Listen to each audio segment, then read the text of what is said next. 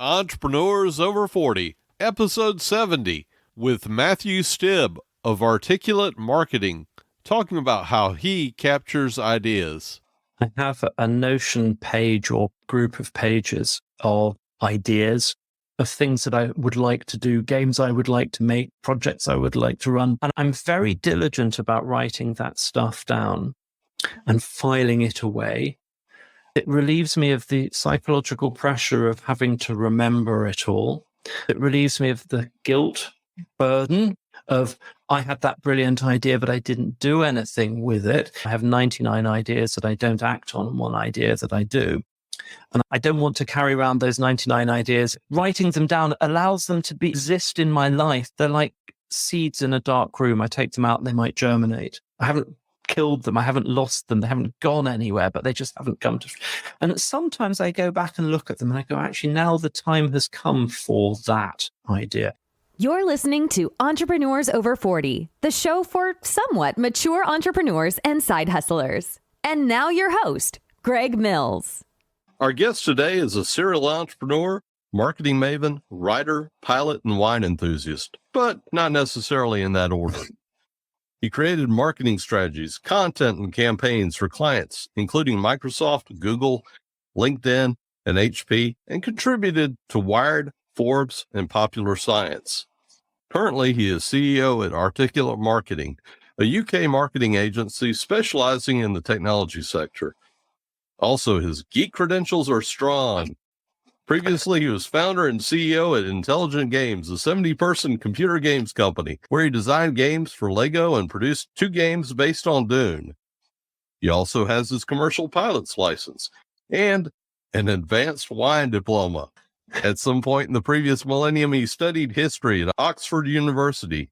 These days, he blogs about modern management at geekboss.com, about marketing at articulatemarketing.com, and wine at vencarta.com. Without further ado, Matthew Stibbe. Hey, Greg, thank you so much for having me on the show, and thank you for the very generous and fulsome introduction.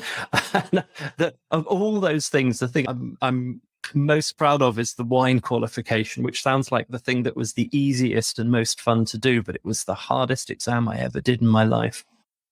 Now, can you take a few moments and fill in the gaps from that intro and bring us up to speed with what's going on in your world today? Sure. So I run Articulate Marketing. That's my day job. That's the thing I spend most of my time doing, and mostly with great pleasure and happiness. We are a B2B technology marketing agency. So we help tech companies with websites, with copywriting, with strategy, with positioning, branding, and so on. And we're a HubSpot Diamond partner. So we also do quite a lot of technology implementation and marketing automation. So that's my world mostly. I still geek out quite a lot on games and Lego. I've got I don't know if this is going out on video. I'm just pivoting my camera to show my shelf of Lego models that I've built. And then if I pivot the camera the other way, there is my collection of vintage computers. Well, you can't see all of them, but so yeah, I still enjoy playing games, though I don't have much time for it. I would love to make games, but I don't have time to do that either. What am I thinking about from a management and business and entrepreneurial perspective? There are a few issues on my plate, things that are occupying my thoughts. One is sales management and sales growth, and really bringing some predictability and scalability to that part of the business is a really interesting challenge. I'm a pretty good consultative salesperson by accident, but I'm not a particularly well-trained sales manager. So I'm working through that.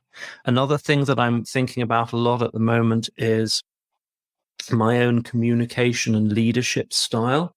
As the business has grown, we have moved from being, how can I put it, heroic individual leadership from me, trying to be the boss and be in charge of everything and involved in everything, which is fine if you're 5 people. It's okay if you're 10. Doesn't work if you're 20, and it will never work if you're 50 people. So I'm flexing to what I would call over the last year a more sort of professional collegiate management model with a board, a team of senior leaders who are responsible for their departments and their functions.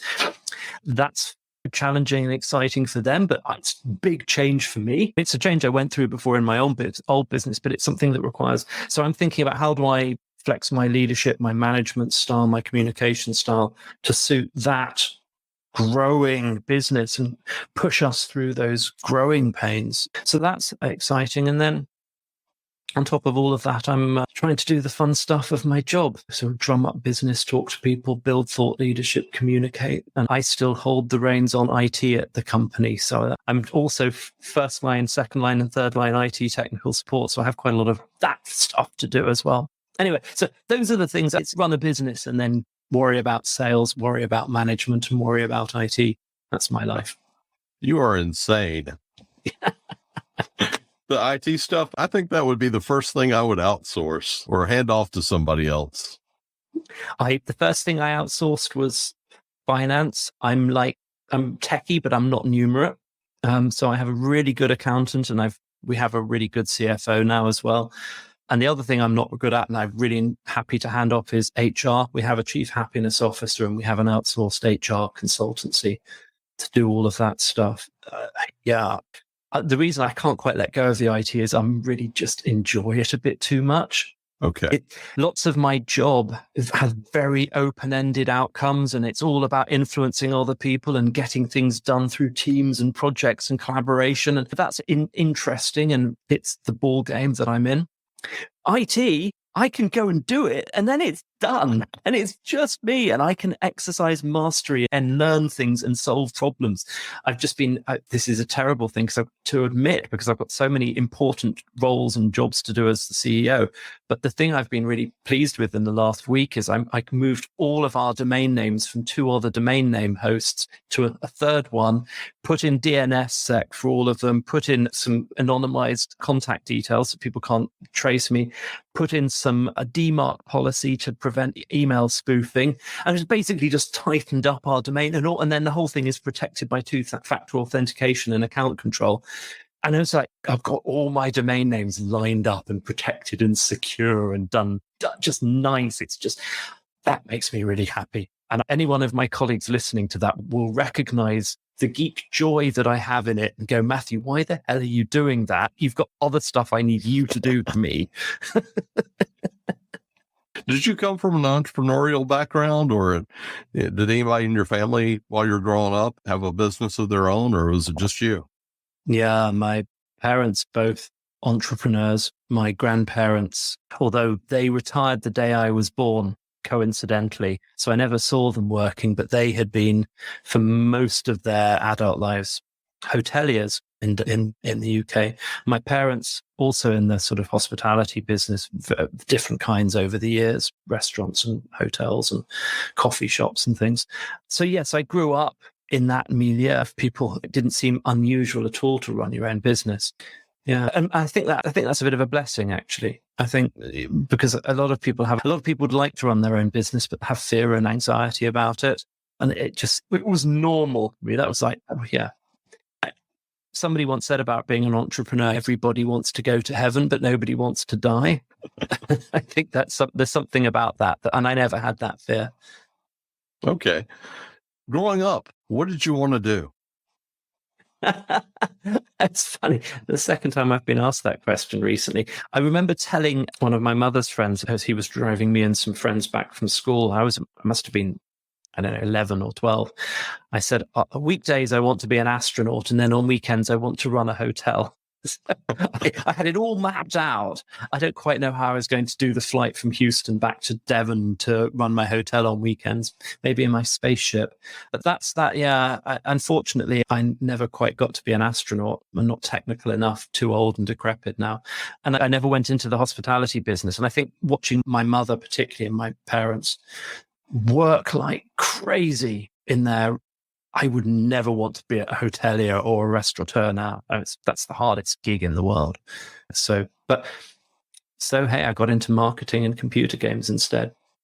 So let's talk about that. How did you get into game design with intelligent games? Well, when I was 17, 18 at school, I used to play a lot of board games, and I really enjoyed that very much. And I thought it would be fun to design one. And I thought I could design a board game that I could sell as a board game, not really understanding that world, but it was a dying market. Actually coming back now, board games, but what wasn't then. And also I was hugely into computers. I had a Sinclair Spectrum and a BBC Micro, and these were coeval with Apple IIs and TRS-80s. So it was that sort of generation in the 80s. And so the two ideas came together: historical board games, computers. And I designed a couple of games in the gap year between finishing school and going to university. And I was lucky enough to sell them. And then I ended up programming one and working with a programmer and a graphic designer to implement the other. So these two games basically were in my life while I was doing my degree. And then they came out in my second year, my third year. Okay. One was a game called Imperium, and it was published by Electronic Arts on the Atari ST, Amiga, and PC. Remember those? Yeah. And in it, you played the emperor of a space empire, and it was all graphics with planets and stars, and you could build spaceships and space fleets and things. Very ably coded by Nick Wilson and designed by me and published by EA. And the other game I worked on sank without a trace, unfortunately, a Vietnam war game simulating the history of the Vietnam War and the American involvement there.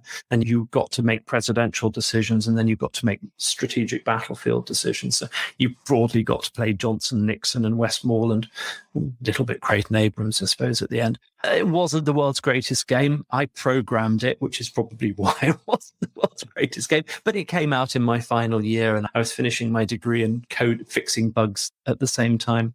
So when I finished my university career, when I finished my university degree, I had a choice of what I wanted to do, jobs, and I decided to go set up a business to make these computer games, to do more of them. And so that became Intelligent Games. And I graduated in 1991, and for the next 9-10 years, I was doing that professionally, and the company grew, and we did Lego games, and we did World Cup soccer, we did the Dune games, all kinds of different things, and it went from being a hobby to being something quite serious and grown up by the end. What were your key takeaways from founding the company and eventually selling it?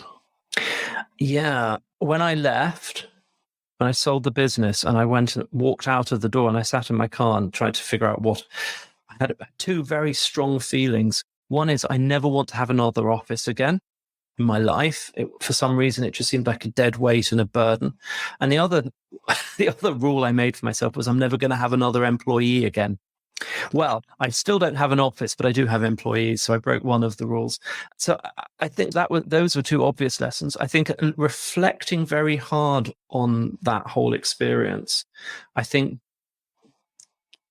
give up when it's not fun anymore, or find a way to have other people do the things that are not fun so you can do the things that you are good at and enjoy. And if there are things that you need to get better at in order to enjoy them, do that. But don't be a bloody fool about it. When it stops being fun, stop it. And I think that's quite an important observation, because I was young and I didn't know a lot when I was running that business. And I looked back on it and thought, if only I had known then what I know now, that you can hire an HR person and they'll take care of most of the people problems, and you can hire a salesperson and they'll do your sales for you. Admittedly, you have to make it work and have the right people. I could have run that business very differently, and I would have been very happy being creative. So I know that now, and I didn't know it then. The last this is a deeply held, long reflected lesson. The last one is, and I need to remind myself of this every week. The people in a business, if you imagine you've got 70 people and you've got a bell curve of, there are some people who are extraordinarily productive, good, loyal, engaged, happy to be there, and really you're rock stars. And then there's sort of a group of people in the middle who are variously pretty good to very good, engaged, reasonably and happy, reasonably productive, reasonably worthwhile. And then there's this sort of tail end, this sort of fag end of people who are just difficult. They're not happy. They're not engaged. They're not good. There's problems there. And there's always a bell curve. You're 70 people. You're going to have 3 or 4 people right at that bad end. You're going to have 3 or 4 people right at the good. So the observation is this. Those bad people will take as much time and energy and effort and moral courage as you give them. They will soak up all of your time if you let them. They will keep, because they're difficult, they're demanding, they're creating problems, they're making noise, you're having to go through performance improvement plans and disciplinary hearings. And of course, everyone's the hero of their own story. So they don't understand why you're upset about it. And they're shouting and grievances. Right. So those people, you minimize the amount of time you spend with them. You treat them fairly, you do the right thing. But when someone's not performing, you say you're not performing, you've got to get better. When someone's no good and they don't get better, you fire them. You've got to be, not let them take over your life. And then you take the time that you're not spending with them and you spend it on the top people to make sure they're happy, but mostly on the people who are on the higher end of the bell curve. How do I make those people into rock stars? You can spend 4 days a week on the crappy people. You take 3.5 days a week from that time and you spend it on the people who you can make better. And when you make them better, they're good. And you minimize the time on the bad people. That's the number one lesson I learned. And because I'm confrontation avoidant, and because I'm certainly get sucked into the drama of annoying, badly behaved people, I have to keep reminding myself of that lesson. But the best investment of time is investing in making good people great. Well said. So I should have that written on my screen here because I keep remembering that lesson and go, oh, why didn't I do that? we had talked a little bit about this before, and I kind of want to explore this some more. You've undoubtedly had multiple great ideas, some of which you may not have acted upon. And I think the average person does the same thing. How have you captured your ideas going forward? Mm-hmm. Yes, I have a Notion page or group of pages of ideas of things that I would like to do, games I would like to make, projects I would like to run, books I'd like, all the backlog. And I'm very diligent about writing that stuff down and filing it away. And I think partly because it relieves me of the psychological pressure of having to remember it all, and partly because it relieves me of the guilt burden of I had that brilliant idea, but I didn't do anything with it, because you haven't, it sounds like you have the same issue. I have 99 ideas that I don't act on and one idea that I do. And I don't want to carry around those 99 ideas as like, oh, that's the path not taken. But writing them down allows them to exist in my life. They're sort of there. They're like seeds in a dark room. I take them out and they might germinate. I haven't killed them. I haven't lost them. They haven't gone anywhere, but they just haven't come to. And sometimes I go back and look at them and I go, actually, now the time has come for that idea. Not very often, but they're there. So I think this getting things done idea of get it out of your head and on paper is mission one. And mission two is get it out of the sight line of what you are working on right now. Put it somewhere where it won't bother you, won't make you feel bad. These are the ideas that you're not acting on right now. So I have a very good triage flow for this. This all sounds terribly thought through. It's just a thing that I've built over the years. I use Notion for writing ideas down. I'm just constantly documenting things in Notion. But the main flow is managed inside an app called ClickUp, and it's a project management tool we use in the agency for running client work. So I have a list of things that I'm to do, and I have a backlog of things that I might do later. And I have another list, a tag of saying, I've asked this person to do this, so I can monitor whether they've done it, can check on delegation. So I use that to sort of keep track of things. And what I do, because ClickUp's a little bit slow and frustrating sometimes, I use an app called Todoist, which is quick to load on my iPhone and quick to load on my computer. And this idea occurs to me, ask so-and-so to do such and such. Go and look at this, read this book. Somebody will tell me a podcast I should listen. I write it down, get it out of my brain as quickly as possible into Todoist. And then I use Zapier. It takes the tasks from Todoist and it puts them into the right place, depending on where I put them into Todoist, into ClickUp, and then they're there for me to review. So nothing ever gets lost, but I capture quickly, so it's out of my brain, and I log them and track them and triage them in ClickUp. And that process works pretty well. I have to be pretty ruthless about my to-do list because typically it runs to 40 to 60 things at any one time. And nobody's got the time to do that many. So I have to constantly comb out things and delegate them or delay them or don't do them or archive them. And I hate information loss. I hate things that existed not existing. So I just have this backlog and I just put things into the backlog and they're there. And then the last piece of all of this puzzle for me and my process is every Christmas holiday when nobody is phoning me and I've got no meetings, I go to that backlog and I just go down that list and so any of these I'm going to do, I'm going to read that article, I'm going to look at that thing, I'm going to check out that app, I'm going to and anything I want to keep just gets pushed down into the icebox. So it's really long-term storage, but not deleted. And that's a sort of strangely satisfying end of year ritual for me. And there's usually 200-300 things in the backlog that I go through and it takes me a day or so. So nothing gets lost. It all gets triaged out. But okay. The funny thing is I'm telling you all this story and I'm remembering that in my life, I've had various versions of this same flow. When I was at school, I used to write it in a notebook and cross things out and move them to. And then I was using Microsoft Schedule Plus, and then I was using Outlook, and then but the same sort of capture, triage, archive, review has always been there. Okay, So, I understand. I really think that not only do these ideas, these thoughts, that if they have weight and they take up mental capacity, we're not talking about getting rid of them. We're talking about putting them away for a little bit. Okay. yeah. And there's that sort of nagging anxiety that if I don't write it down and capture it, next week I'll really need that information. And it will have, I'm using the technology actually as an extension of my brain. And it's actually, this is a new thought that's occurring to me. So thank you, because I'm interested in this area. I have a colleague who is autistic. And one of the symptoms of this is she has almost no conventional memory for things. She's got a huge memory palace for like information, but so she literally has this physical notebook with tabs and post-its and colors and things that she has completely outsourced a part of a memory function to whatever this month's notebook is.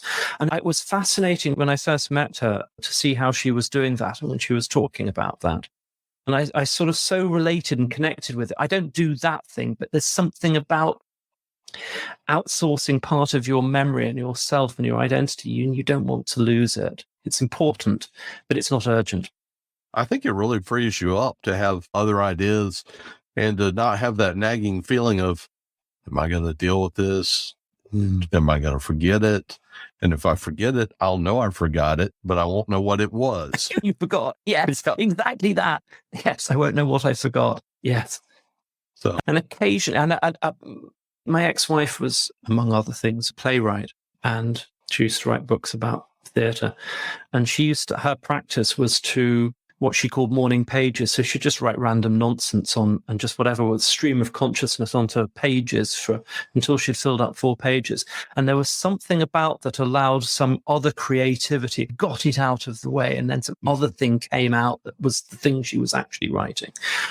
I can't do that. I think I bring a bit too much self-editing and structure to my writing. But if you can if you can get the random noise out of your head and capture it without guilt or anxiety, it makes space for something more constructive potentially to appear. And I think it has the same role for geeky ideation as my ex-wife's morning pages.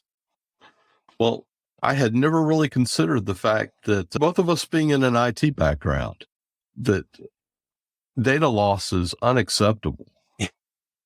That's the one thing that you don't want to do. I myself have these folders that are backed up redundantly, and I've got backups of the backups in various different locations. It's really quite ridiculous. Yes. I can't understand how people wouldn't want to do that. Yeah. I know we've got the colleagues, friends, family who just like, they forget things and stuff, and it's not really, they somehow seem to survive. They manage to live quite happily and burble through life. So it is just our idiosyncrasy. It's not the right way of living, but you have to cope with what you're given, right? I don't know whether we were both born that way or if it was indoctrinated into us, but yeah. It is what it is. Well, the first time you create some artifact, some digital artifact, and then it gets lost, it's a searing memory. For example, so with the computer games company that I used to run, I sold it in 2000, and sadly it closed 2.5 years later. Nothing to do with me, but inside that organization were all the game design documents and all the things that I had written, and the work that we had done and the code that we had created, and all this just collective creative output of dozens and dozens of people for 10 plus years disappeared, just up, gone. That just hurts. It hurts that my business that I had loved and created is no longer there. But that's a small pain. The big pain is all that data loss. It just really upsets me. It really upsets me. I never thought about that before in that way. But yeah. Oh, well, never mind. We should learn to let go. Yeah. Have you ever considered recreating intelligent games? No, I never want to go back to the games business. I would, however, quite like to go back to game design. The thing that I originally loved. And this is one of those things that was an idea that I had. And I'm like, in the last month, and I'm really, if I can find a day, I'm going to try and do it, like a weekend day. Because now there are game design tools that are much easier to use. The moment you accept you're not going to be writing a 3D interactive blockbuster, $500 million game thing, and you use Twine or something like that to build these, and you're not worrying about graphics, it's going to be text with some choices and a few variables. So I have a few little game ideas that I would really like to do. And I think that will survive the triage of ideas. It's just waiting for a little bit of time. And the part of what's attractive about that is if you do it in text, if I do it in like a little text adventure game with some variables, I'm a good writer, so I can write it. And I'm not a great programmer, but I'm a good enough programmer that I could code it. And using one of these off-the-shelf tools means instead of it taking 2 weeks, I think I could get something minimally viable and playable in a day or two. And that would just give me great pleasure. But it's taken almost 20 years to want to do that. Because for most of the time after I sold my games business, I couldn't even play games. Would you classify yourself as an extrovert or an introvert? I'm definitely introverted. Okay. I sometimes think I'm not on the autistic spectrum, but I'm probably tiptoeing up to it. A lot of us in IT are. But I think I've got a pretty good sincerity simulator, and I'm pretty good at, I can't remember where I got that line from, but I've run companies all my life, so I'm perfectly comfortable standing up and I'm talking in public. In fact, I'm much better talking to a group of people or this kind of thing. Probably is why I enjoy working remotely, because talking to a screen's a lot easier than talking to an individual. I quite like talking to people. I like meeting people. I don't know. So this is a strange kind of, it's not extroversion. I don't like small talk. I don't like parties. I don't like a lot of things that people who are sociable and extroverted like. But I like people, and I'm interested in people, and I enjoy, and I have no fear of talking. I think it was because I was very lucky when I was growing up. I had a very good education, you would call it junior ROTC, but officer training, and there's lots of leadership training and lots of outdoors and lots of communication, and very loving family who were very outgoing. And then the Oxford University education system then was, you sat in a room with an academic and you read them your essay and then you argued about it for an hour. So I sometimes say I learned how to BS at Oxford. BS on very limited information with someone who was an expert. It's perfect training for marketing. Mm-hmm. And IT as well. IT as well. Yeah. The thing I learned about IT and for a lot of other things actually was the bit that happened before I got in the room with the tutor, with the academic, was cramming a lot of information in my head very quickly and picking out the bits that were interesting and then writing an essay. And that journey, lots of information, picking out the interesting bits, writing an essay to make an argument, that is marketing. Well said. At the core of it, what does articulate marketing do? We hold up a flattering mirror to our clients and help them understand who they are, who they sell to, what they sell, why people buy it, who buys it. And then we help them optimize all of those things. We help them communicate their message, their tone of voice, their positioning, their branding, their website, their marketing communication, their thought leadership, their blogging, their website content, their website, to convey that message, to put their best foot forward, to stand out from the crowd. So yeah, we help people differentiate. We help B2B tech companies differentiate themselves and communicate with potential customers. That's another way of putting it. Yeah, I noticed that you talked about a differentiation engine. How do you help them to establish one? Interesting question. This is an area of deep, active investigation right now. I think fundamentally you have to do what I would call business or industrial anthropology and go pay lots of attention to customers, right? What problems are they trying to solve? What pains do they have? What issues are they dealing with? What ambitions do they have? Where do they go for advice? What information do they trust? What are their jobs to be done, to use that idea? And then you take all the stuff that you know about your business, your products, your services, and you translate it so that you're talking to your potential customers about their issues in their language on your terms. And that sort of investigation, diagnosis, translation, and then messaging and communication, it's quite hard for business owners to do for themselves because they're trapped in the confines of their own life experience and whatever it was that got the business started, whatever it was that made the business initially successful. And they find it quite hard to take all of those steps. So what we're trying to do with the Difference Engine is find the thing that makes them interesting, uniquely valuable to their potential customers and communicate that. How you actually communicate it, it can be word, it can be podcasts, it can be videos, it can be website, it can be branding, it can be design, it can be content, it can be thought leadership. There's lots of ways of positioning. But it's got to start with the understanding. It's got to understand with who are we selling to and what are we selling and why are they buying it. I believe you've got a webinar coming up, or it may have already passed. It was about the power of expertise in marketing. Yes. Thank you for looking that up. And it's happened, but the recording is available on articulatemarketing.com. There are a number of failure modes, and I've talked about one. Failure modes of business owner managers in the IT and tech space, and probably in other businesses too, but these are the ones we talk to. One is that inability to see the world from their customer's perspective and talk to their customers about the customer's issues. That's very common. Another one is to fixate on what the competitors are doing.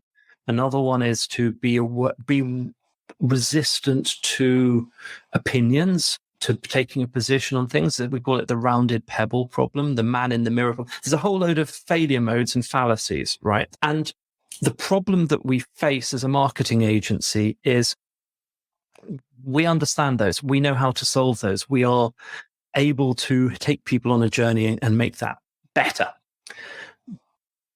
We are experts in marketing, but the people we sell to generally are owner managers or business managers. They are experts in their business. They're experts in their field, but they assume that what got them where they are is going to get them where they need to get to. And the expertise they have in their field also means that they're experts in marketing. So they tend to self-diagnose and they tend to self-prescribe, and they think that they're right and also, I say this myself as an owner manager, people tend to agree with them because they're the boss.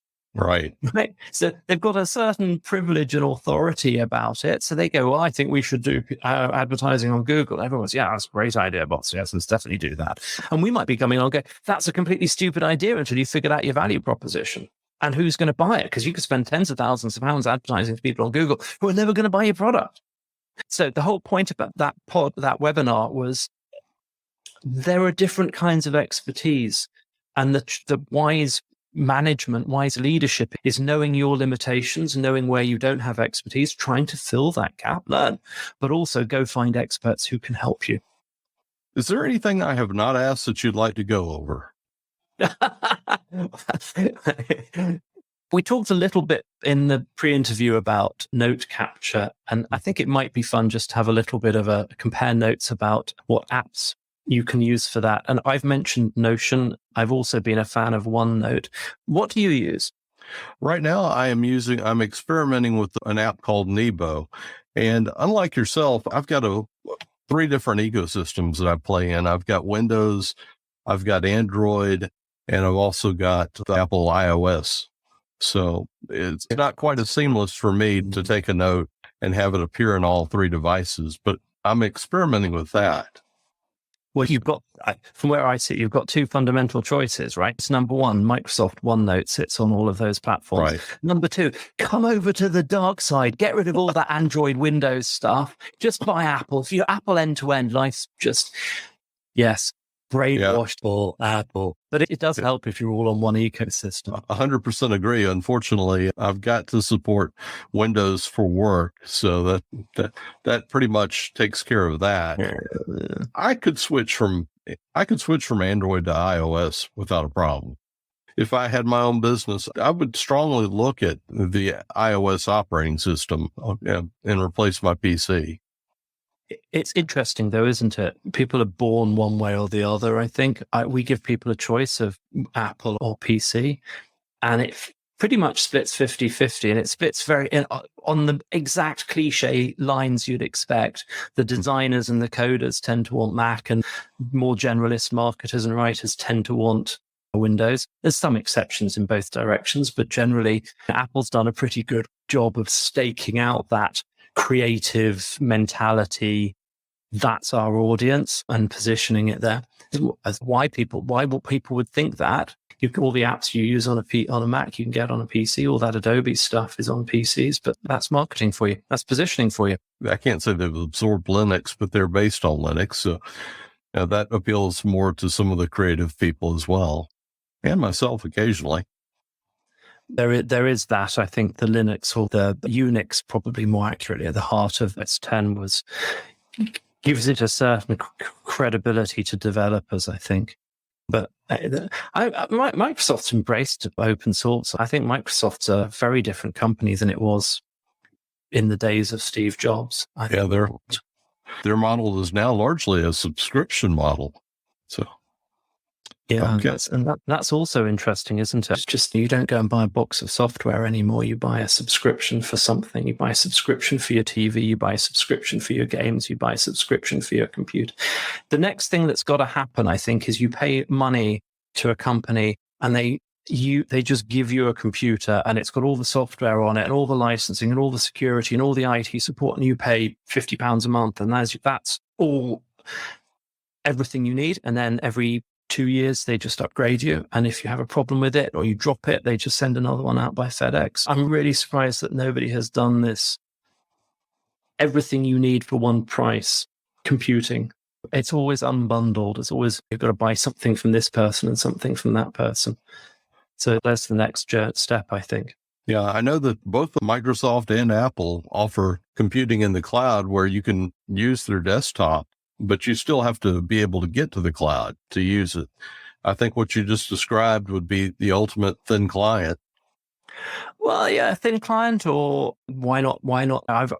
If you were a company, you would get a Microsoft Surface laptop, and it would have a Microsoft 365 subscription, and it would have an antivirus subscription, and it would have an IT support contract, and it would have the ad or whatever it is. And it's not necessarily a thin client, but it's just corporate IT computing with a device and all the software and all the support for a fixed monthly price.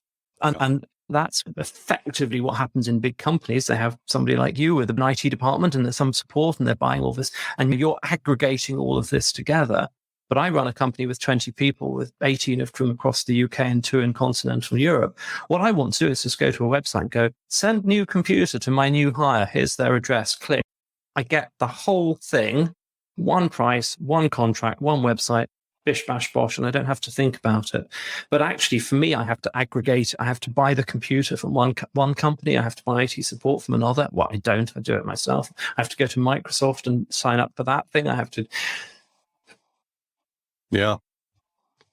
Maybe that should be the next big company. Maybe. So I'm going to put that on my list, triage it, and then by the weekend I'll have forgotten about it and decide it's not a good idea and it'll go onto the backlog. Anyway. Let's get ready to wrap this up. Is there a book that you currently recommend to enable people in their business to either start it or to move it to the next level? I know we talked about rules of the game, but yeah, that's a pretty tangential book for business advice. It's really interesting about leadership, but it's pretty tangential. What I read recently about a business book, I'm always a bit skeptical and wary of business books, but I read Traction recently, which is about the entrepreneurial operating system. And there's some useful gems of wisdom in there. Don't ask me who it's written by, but somebody, Court maybe. And I think that would be, as a business book, that would be interesting. Can I make a completely random book recommendation? Of course. We've been nerding out a bit and geeking out a bit. And there's a lovely, really good sci-fi author that I like called Becky Chambers. And she's written just all kinds of, and that I would call them very gentle sci-fi. There's no big space battles. It's very human. And there's one called, I think it's called Psalm for the Wild Built, which doesn't sound like a Psalm for the Wild Built by Becky Chambers. And it's just the most delightful story. And it's about a robot and a monk, and just nothing much happens, but it's very profound and very gentle and soft. So when you've got one of these days where you've got 14 hours of IT stuff to get into 8 hours of working life, and you want something that's soothing and fun, but still a bit geeky, Becky Chambers. I will definitely check that out. I would recommend Mike Resnick, although unfortunately he has such a huge backlog of books. Purgatory is one it's about the colonization of another planet and how that planet then rises up and where they go after that. I'm doing a horrible job of paraphrasing it. I'll go look that up. I do like a good sci-fi book. I like a good novel. I need something that's gripping and page turning to get me away from my obsession about the Victorian Navy. So I keep reading books about that at the moment, which fascinates me, but it's getting a little bit obsessive. And on that bombshell, I think probably I should shut up and go and have my dinner. Well, sir, what's the best way for somebody to contact you or to check you out? So I am blogging with my colleagues about marketing at articulatemarketing.com. The contact form there comes to my desk. So if you fill that in, say hi, I'd love to hear from you. I blog about my personal stuff, leadership, management, the kinds of things we've been talking about, a bit of military history, a bit of Lego, a bit of computer games at geekboss.com. And then there's a sort of rather idiosyncratic blog about wine at vincata.com. All of these sites have contact forms. All of those contact forms come through to me. So whether you're into wine or management leadership with a geeky twist or marketing, I've got something for you. Love to hear from you. Okay. Lastly, what's the number one piece of advice that you can give for our listeners? You might not agree. Check out Notion as an app. Check out Notion. It has been transformational for me and my business the last year. All right, sir. That's a wrap. Thank you, Matthew, for being a guest on Entrepreneurs Over 40. It's been my very great pleasure, Greg. Thank you for having me. Check out the newly redesigned Entrepreneurs Over 40 website at www.entrepreneursover40.com. While you're there, sign up to get updates from us. Also, don't forget to subscribe in your favorite podcast app so that you don't miss any other episodes. Thank you for listening to Entrepreneurs Over 40. Check us out at entrepreneursover40.com. If you've enjoyed this podcast, please leave us a review on Apple Podcasts, Google Podcasts, or your favorite podcast directory.